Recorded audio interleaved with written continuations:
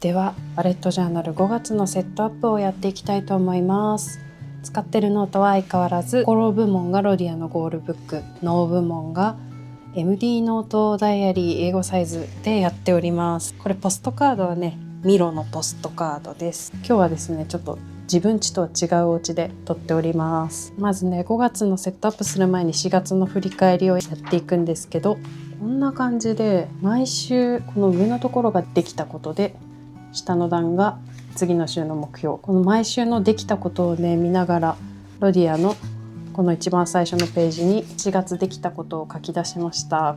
皆さん1日のうちの何時ぐらいにノート書かれてるのかなって最近考えるんですけど、私は朝7時に起きて8時までの間の1時間のうち30分ぐらいでパパパーっと書いてることが多いですね。でもね、明確にこの時間に書くっていうのは決めてなくって、夜20時ぐらいからようやく思い出して書き始めることもあるかなっていうぐらい自由にやっております。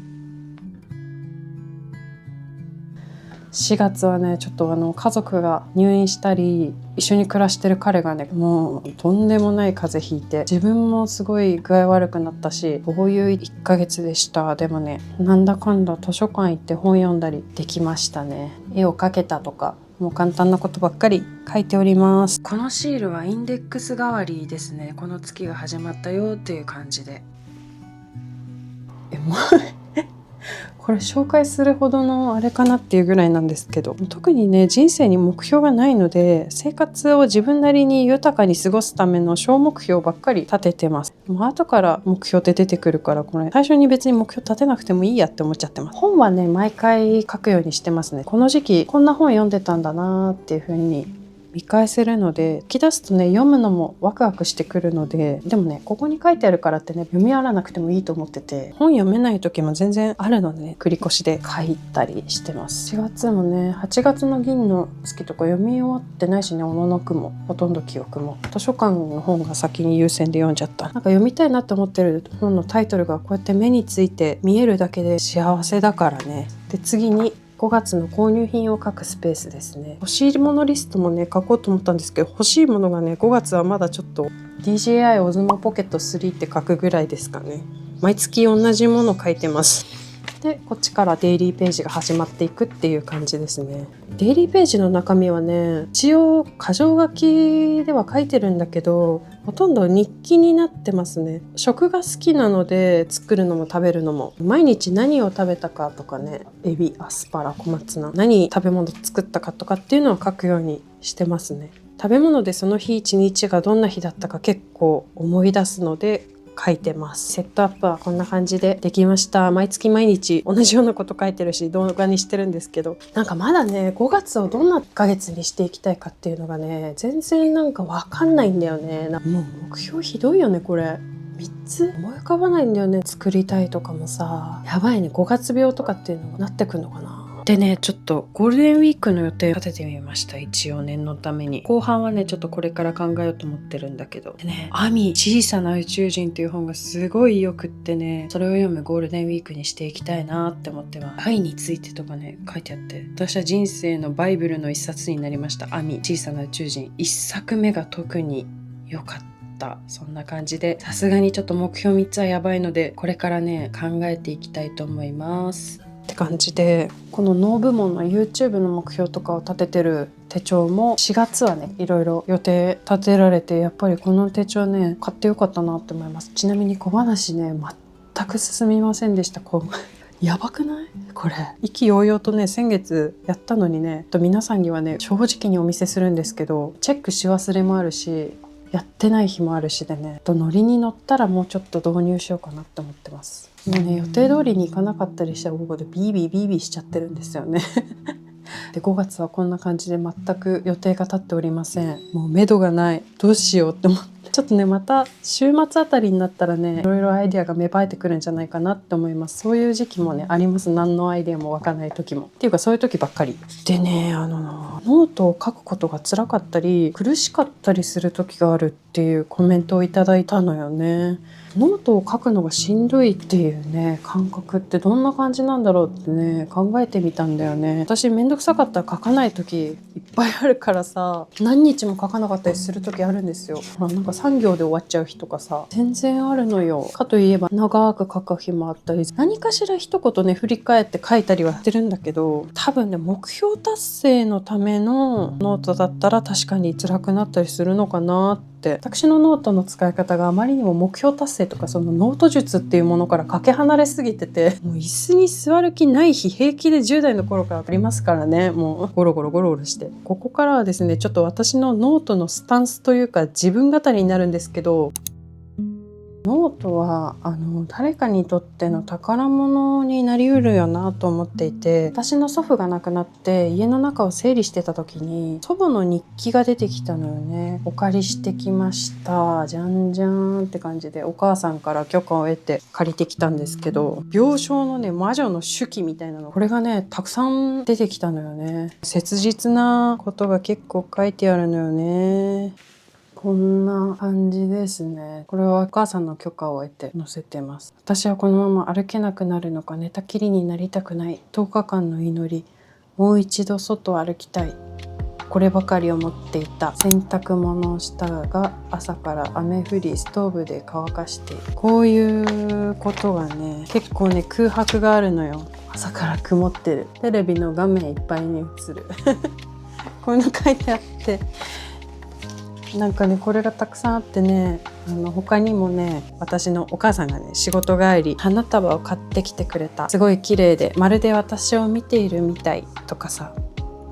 お寿司を買って帰ってきてくれて美味しかったとかね書いてあって、もうこれをね初めて見た時に胸がいっぱいになってね、この字の感じもなんか体調が本当に悪い中書いてたんだろうなっていう風に想像できるし、その母方の祖母は私が小さい時に亡くなったからほとんど私の中で記憶も思い出もなくって、謎のミステリアスな人物みたいなイメージだったんだけど、なんかねこの日記を見てねこうぐーっと近くに存在を感じて、なんかしっかりしたこの本の日記じゃなくってもペラペラなノートなんだけど、こんな風にねその人が実在したことというか人の生きた証というかね残るんだなって思って、人の日記をね見るのどうかなっていう気持ちもあるんだけど、このノートはねお母さんにとっても宝物って言ってたし、見せてもらった私もすごいいい記憶としてね残ってるしね、つらつら書いたものがねこんな風に誰かの宝物になるんだなっていう、ノートをね書き残しておくことの偉大さをねなんか思い知っ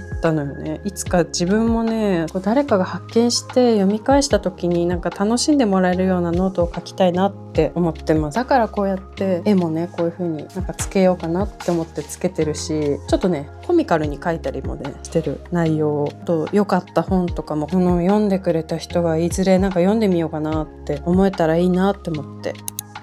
でゴッホの言葉で作品を通して深く優しく感じていると思われたいっていう言葉があって、ちょっと大げさかもしれないけど私はその言葉を頭の片隅に置いて、このノートを通してどういう人間が生きてたのかっていうのを誰かにいつか知ってもらえたらなと思って頭の片隅に置いて机に向かってますね。このおばあちゃんのノートも空白の期間がたくさんあって全然書いてない期間、10月最後でこの金河新年明けましておめでとうっていうのがいきなり現れたり、もちろん私のノートにも書いてない時期あったし、半年以上書いてない時とかね平気であったんだけど、でもその空白もね後から読み返すと結構意味があるんだよね。なんかこの頃おばあちゃん体調悪かったのかなとかさ、自分のノートだとこの頃忙しくて頑張ってたよなとか、そういう空白の期間もね想像の余白になってくれてる。意味がないわけじゃないんだよね、毎日書けなくっても。なんかその空白も別にあっていいよなっていうか当たり前だよなって、空白もねなんか味というか想像の余白が生まれてねいいんじゃないかなっって思ってます。書いてない時間があっても頭の片隅にいつか誰かね読んでくれる人の存在がありますね。まず自分が読み返すからこういうの楽しいし、そういうねノートの書き方もあっていいんじゃないかなって、こういうなんか魔女の記録みたいな、私はねそういうノートをちょっと目指しているっていう節がありますね。ノート術みたいなのを求めてチャンネル登録してくださった方がいたら申し訳ないんですけれども、生きてる証を残したいぜみたいな、やっぱ読んでて面白いよね。こういうページが出てくると、この本ってなんだろう、西の魔女が死んだってなんだろうみたいな。なので見てちょっと読みたくなるノートを意識して表紙とかもデコレーションしてる節があるなと。そんな感じかな。今月のセットアップ動画大丈夫か？いいでしょ、こんなノートになったら。目標のねためのノートじゃなくても、人生という物語をなんかこう積み上げていくみたいなノートの使い方があってもいいんじゃないかなと思い、一つのねアイディアになっていたら嬉しいです。ではね、私の5月のセットアップでございました。購入品もいつも紹介してるんですけど、今月はねあんまりお買い物してなくてプラズマクラスターを買いましたそれだけです。では、ここまで見てくださってありがとうございました。本当有益なノート術とかじゃなくて本当に申し訳ないんですけど、こういう使い方をしてる人もいるんだっていうなんかアイディアの一つになっていたら嬉しいです。ちょっとね私小話を書いてるんですけど、昔に書いてた卑劣な昔のブログをこっそり YouTube のリンクに貼っておりますので、変な文章をちょっと読みたいなという物好きの方がいらっしゃったら、よければそちらから読んでみてください。ブログじゃないんだけど、なんかちょっと変な小話を書いてた時代の小話です。よかったら見てみてください。ではですね、また次回の動画も見ていただけたら嬉しいです。では、焼き鳥でした。